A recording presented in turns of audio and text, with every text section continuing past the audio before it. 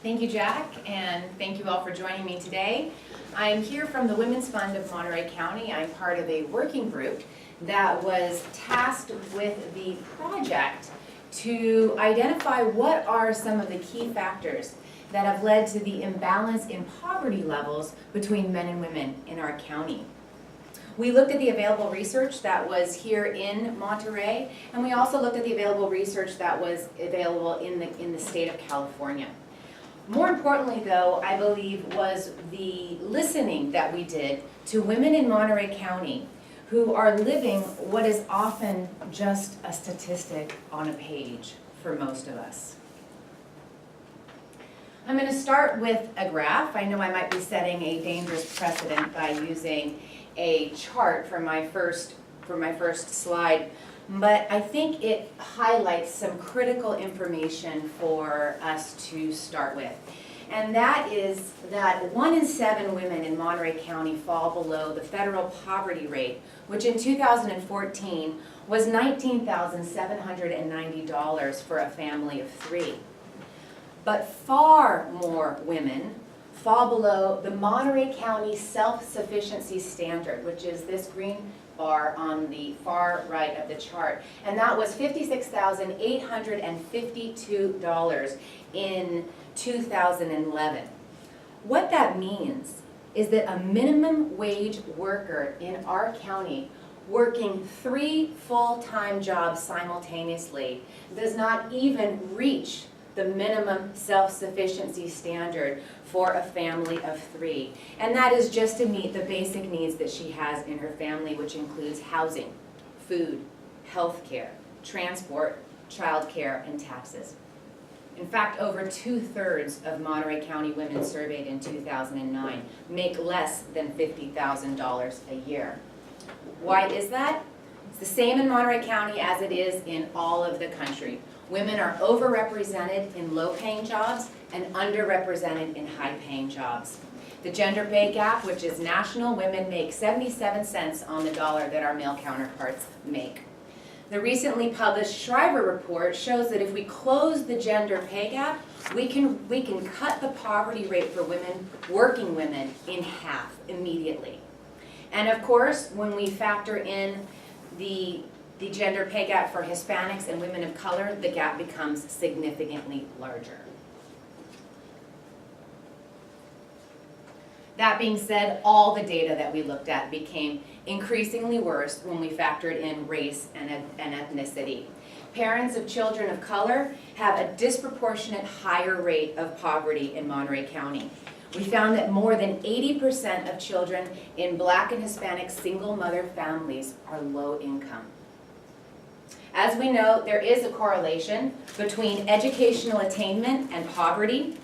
In Monterey County, only 7% of Hispanics and Latinos have a bachelor's degree or higher.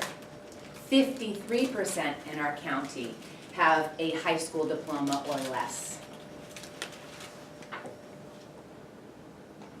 Having a bachelor's degree significantly, having a bachelor's degree significantly decreases poverty. And not only that, there's a strong correlation between a mother's education and child outcomes. But the road that we have ahead of us is really long.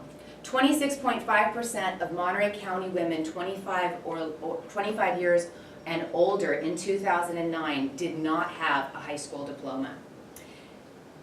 This, to give you a picture, to paint a picture of how critical this diploma is, only 10% of Monterey County residents with a bachelor's degree are poor, while over 30% of Monterey County residents with a high school diploma, with a bachelor's degree or a high school diploma or less are poor.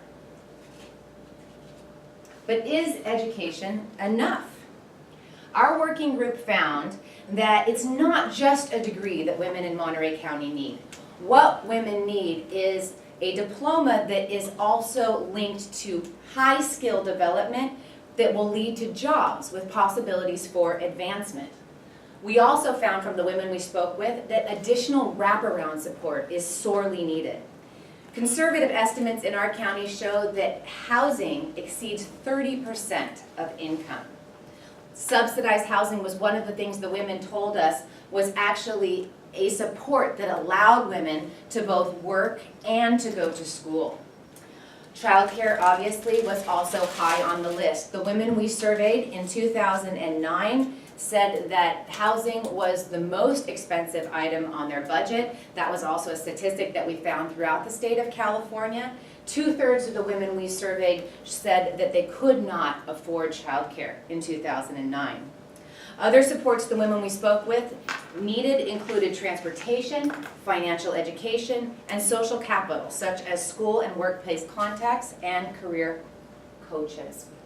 So in conclusion, our working group believes that if Monterey County women are to thrive economically and to be able to support their families, clear pathways out of poverty must be provided for them.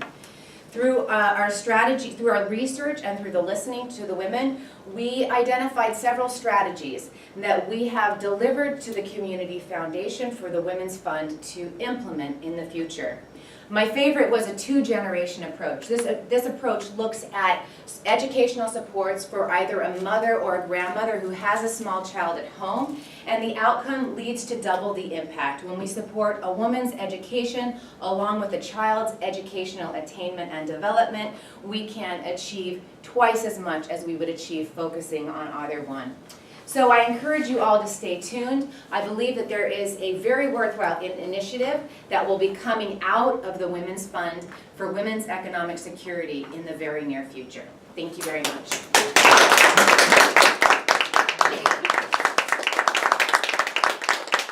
we have 2 or 3 minutes for you to ask questions, okay? And she will provide answers. So who has the first question? Liesl. How much do you think that the pay gap between the genders is because women, or the labor laws and workers' comp treats maternity leave and pregnancy as a disease and a disability?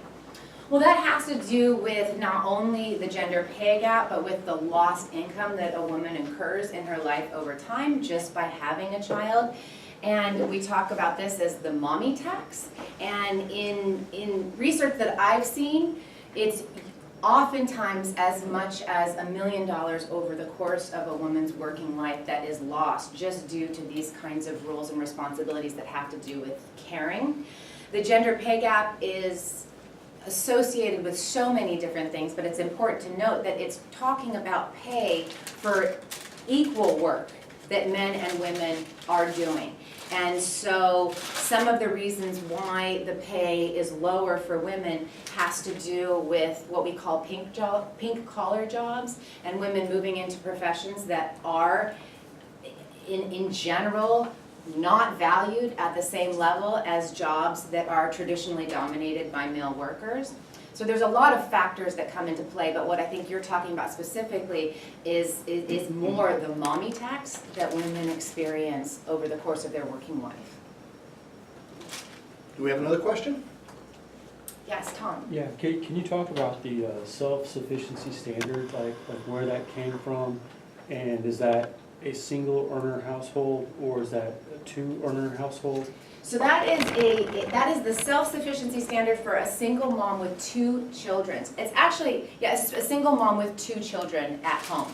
Because what has been factored into this number is all of the costs that she has associated with taking care of the health and well-being of both herself and her children. So it's specific to Monterey County. The housing costs have been factored in, child care costs have been factored in, transportation costs, et cetera, have all been factored in to this number specific to Monterey County. Sheila. Last question. What are some particular strategies that the Women's Fund is looking forward to developing and hoping for the community to support?